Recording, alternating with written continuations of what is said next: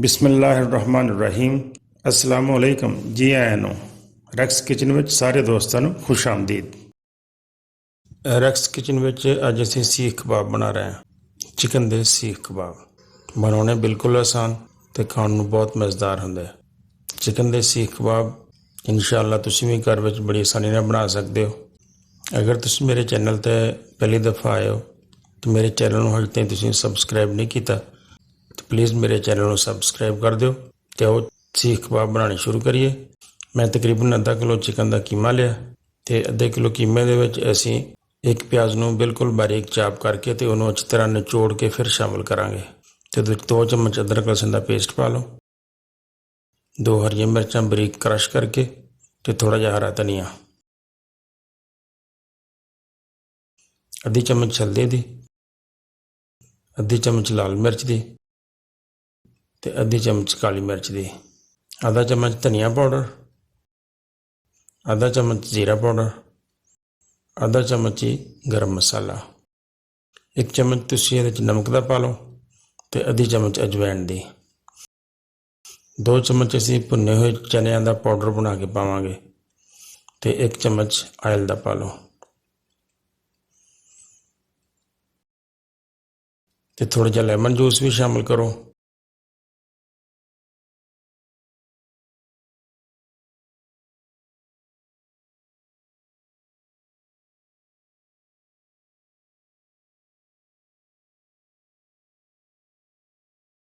ਇਹ ਸਾਰੇ ਮਸਾਲਿਆਂ ਨੂੰ ਪਾ ਕੇ ਅਤੇ ਅੱਛੀ ਤਰ੍ਹਾਂ ਮਿਕਸ ਕਰ ਲਓ।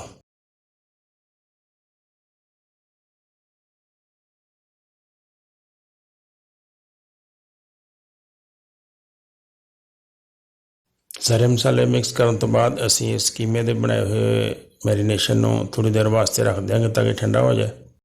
ਤਕਰੀਬਨ 1.5-2 ਘੰਟੇ ਹੋ ਗਏ ਅਤੇ ਹੁਣ ਅਸੀਂ ਇਸ ਕੀਮੇ ਨੂੰ ਇਸ ਤਰ੍ਹਾਂ ਛੋਟੇ ਛੋਟੇ ਗੋਲੇ ਬਣਾਓ ਅਤੇ ਸੀਖਾਂ 'ਤੇ ਲਗਾ ਲਓ। ਸੀਖ ਤੁਹਾਡੀ ਚੌਰਸ ਹੋਣੀ ਚਾਹੀਦੀ, ਇਸ ਤਰ੍ਹਾਂ 4 ਕੋਨਿਆਂ ਵਾਲੀ। ਉਹਦੇ ਉੱਤੇ ਬਹੁਤ ਅੱਛੇ ਸੀਖ ਕਬਾਬ ਬਣਦੇ ਆ, ਟੁੱਟਦੇ ਵੀ ਨਹੀਂ ਹੈਗੇ ਅਤੇ ਚਾਰੋਂ ਪਾਸਿਓਂ ਅੱਛੀ ਤਰ੍ਹਾਂ ਪੱਕ ਵੀ ਜਾਂਦੇ ਆ। ਤੁਸੀਂ ਸਾਰੇ ਕੀਮੇ ਨੂੰ ਉੱਤੇ ਸੀਖਾਂ 'ਤੇ ਲਗਾ ਲਓ। ਹੱਥ ਨਾਲ ਤੁਸੀਂ ਇਸ ਤਰ੍ਹਾਂ ਥੋੜ੍ਹਾ ਥੋੜ੍ਹਾ ਕੀਮਾ ਲਗਾ ਕੇ ਅਤੇ ਸੀਖਾਂ 'ਤੇ ਲਗਾਈ ਜਾਓ। ਸਾਰੀਆਂ ਸੀਖਾਂ ਤਿਆਰ ਕਰ ਲਓ। ਹੱਥ ਨੂੰ ਥੋੜ੍ਹਾ ਜਿਹਾ ਪਾਣੀ ਲਗਾ ਕੇ ਅਤੇ ਅੱਛੀ ਤਰ੍ਹਾਂ ਇਹਦੀ ਸ਼ੇਪ ਬਣਾ ਦੇਣੀ ਹੈ। ਮੈਂ ਤਕਰੀਬਨ 5-6 ਸੀਖਾਂ ਬਣਾ ਲਈਆਂ ਅਤੇ ਹੁਣ ਅਸੀਂ ਇਹਨਾਂ ਨੂੰ ਕੋਲਿਆਂ 'ਤੇ ਪਕਾਵਾਂਗੇ। ਕੋਲੇ ਪਕਾ ਕੇ ਅਤੇ ਇੱਕ ਇੱਕ ਕਰਕੇ ਸਟੈਂਡ 'ਤੇ ਇਸ ਤਰ੍ਹਾਂ ਹੀ ਰੱਖਦੇ ਜਾਓ।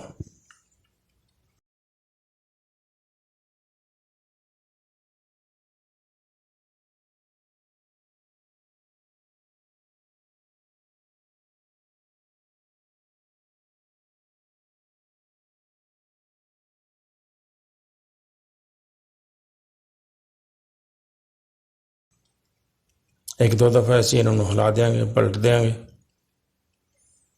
ਅੱਗ ਬਹੁਤ ਤੇਜ਼ ਨਹੀਂ ਰੱਖਣੀ, ਕੋਲੇ ਜ਼ਰਾ ਮੱਧਮ ਰੱਖਣੇ ਆ ਤਾਂ ਕਿ ਅੱਛੀ ਤਰ੍ਹਾਂ ਕੀਮਾ ਸਾਡਾ ਪੱਕੇ ਔਰ ਉਹਦਾ ਕਲਰ ਗੋਲਡਨ ਹੋ ਜਾਏ। ਜ਼ਿਆਦਾ ਅੱਗ ਹੋਏਗੀ ਤਾਂ ਬਾਹਰੋਂ ਕਲਰ ਖ਼ਰਾਬ ਹੋ ਜਾਏਗਾ, ਅੰਦਰੋਂ ਕਬਾਬ ਸਾਡੇ ਕੱਚੇ ਰਹਿ ਜਾਣਗੇ।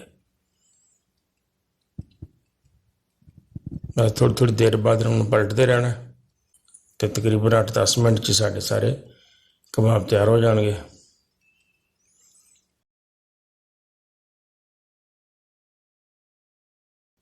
ਮਾਸ਼ਾਅੱਲਾ ਸਾਡੇ ਕਬਾਬ ਬਹੁਤ ਖੂਬਸੂਰਤ ਤਿਆਰ ਹੋ ਗਏ, ਬਹੁਤ ਮਜ਼ੇਦਾਰ ਬਣੇ। ਯਕੀਨਨ ਤੁਹਾਨੂੰ ਮੇਰੀ ਵੀਡੀਓ ਪਸੰਦ ਆਈ ਹੋਏਗੀ। ਮੇਰੀ ਵੀਡੀਓ ਅੱਛੀ ਲੱਗੀ ਹੋਵੇ ਤਾਂ ਦੋਸਤਾਂ ਨਾਲ ਜ਼ਰੂਰ ਸ਼ੇਅਰ ਕਰਿਓ ਅਤੇ ਨਾਲੇ ਮੇਰੇ ਚੈਨਲ ਨੂੰ ਸਬਸਕ੍ਰਾਈਬ ਕਰ ਦਿਓ। ਵੀਡੀਓ ਪੂਰੀ ਦੇਖਣ ਦਾ ਬਹੁਤ ਸ਼ੁਕਰੀਆ। अस्सलाम वालेकुम।